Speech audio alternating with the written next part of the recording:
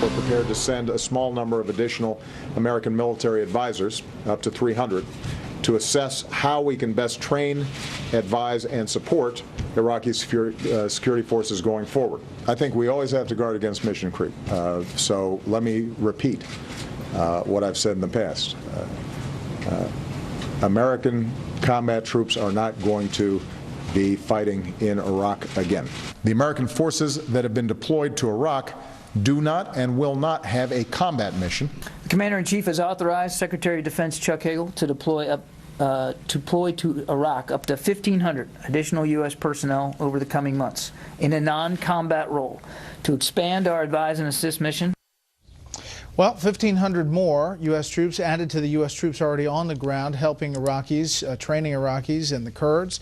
These troops are said to go to some more dangerous places like Anbar province and Taji, north of Baghdad. And as you look at the timeline here, this is how this has all evolved.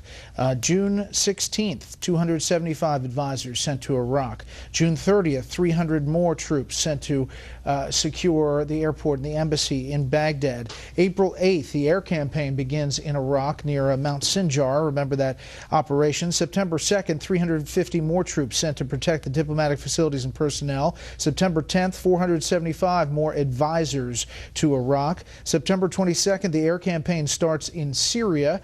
And today, 1,500 more troops authorized to expand and advise and assist the mission in Iraq 3 days after a midterm election, 2 days after a detailed press conference, and Friday afternoon with a paper statement. Let's bring in our panel. Syndicated columnist George Will, Kirsten Powers, USA Today columnist, and syndicated columnist Charles Krauthammer. Charles. Well, you know, first of all, the timing of this, deeply cynical. Of course, we hear from Pentagon spokesman it's a complete coincidence that it's announced 4 days after an election. As for the substance of this, what the administration really is doing, I mean, it has stated that the objective is to degrade and destroy ISIS. It was clear from the beginning that ISIS in Syria is secure and will not be touched. In fact, Obama himself spoke about this when he was asked about winning, and he made it clear that the objective is simply to hold back ISIS in Iraq. Let me tee that up. You want to play that soundbite from Wednesday. I think it's too early to say whether we are winning because, as I said at the outset of the ISIL campaign, this is going to be a long-term plan. Remember, our first focus, Ed, here is to drive ISIL out of Iraq. And what we're doing in Syria is, first and foremost, in service of reducing ISIL's capacity to resupply and send troops and then run back in over the Syrian border to eventually reestablish a border between Iraq and Syria so that slowly Iraq regains control of its security and its territory. That is our #1 mission. We talked at length about Iraq, never got to the 1,500 troops on Wednesday. Look, this is a mission contraction.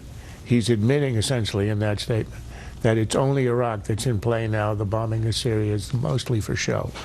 But what he's realized is that you can't do this with 300 advisors.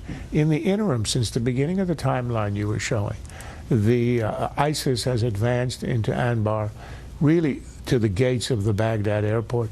And in Syria, what's left of the Free Syrian Army just 10 days ago was essentially wiped out in the north. It defected and handed over its weapons to the al-Nusra Front, which is an al-Qaeda affiliate. So Syria, they are writing off. Iraq, they are trying to at least hold the line, and that's why he has to increase these troops. I guarantee you this is only one of a series of increases. Kirsten. Well, look, there's no doubt that Americans are mostly opposed to having troops in Iraq, having people on the ground. And I think that the president is sort of trying to thread the needle. He's trying to do something without actually sending combat troops in there.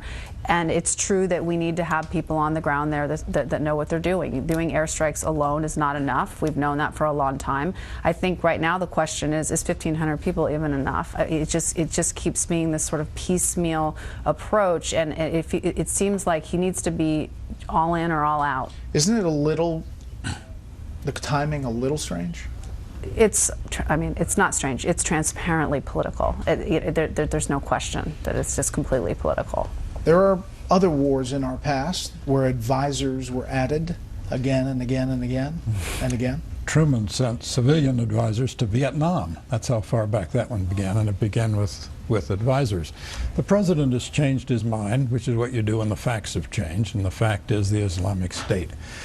The spin on this by the admiral who is the Pentagon statement was this is an optimistic move because it means the Iraqi army is at last ready to benefit from the kind of advice we can give, which underscores that second only to the decision to invade Iraq in the first place, our biggest mistake was disbanding the Iraqi army. We spent billions of dollars and years and blood trying to get them to stand them up so we could stand down on all the rest. This is a concession that there's no contemplated or even conceivable tempo of air operations that will do the job. We are to train, advise, and assist. The verb assist can cover a multitude of activities, and the one thing I worry about, and I hope they have planned for this, what happens if one American advisor in uniform is captured by the Islamic State? The Islamic State is, to say no more, pre-Geneva in its approach to warfare.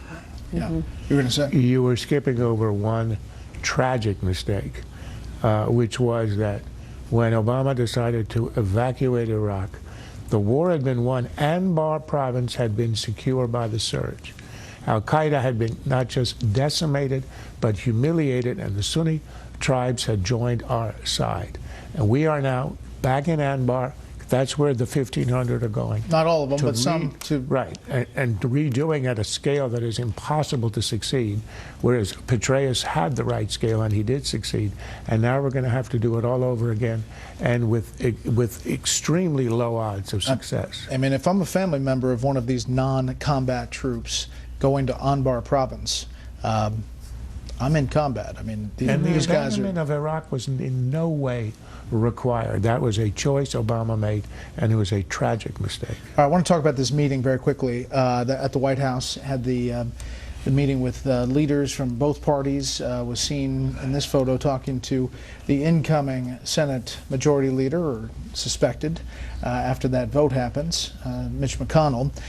Here's a quote from AP describing this meeting. The meeting was tense at times, according to a senior House Republican aide. Senior Democratic leader Harry Reid, about to lose grip on the upper chamber, barely said a word. The aide said at one point, as House Speaker John Boehner was making an argument on immigration, Obama responded that his patience was running out, and Vice President Joe Biden interrupted to ask how long Republicans needed. Obama angrily cut Biden off, the aide said. This doesn't sound like the kumbaya moment all had promised. In paradise, I guess. Yeah, it doesn't seem to be starting off too well. And a lot of this is because I think there's such a disconnect between what the White House thinks is going on and what everybody else thinks is going on, meaning the world pretty much recognizes that this was a repudiation of Obama and the White House, and the White House believes that it was not, and that it had nothing to do with Obama, and that it's completely the fault of the Democrats who were running, and they don't feel any obligation to really come together and do kumbaya. Next up, the Friday lightning round.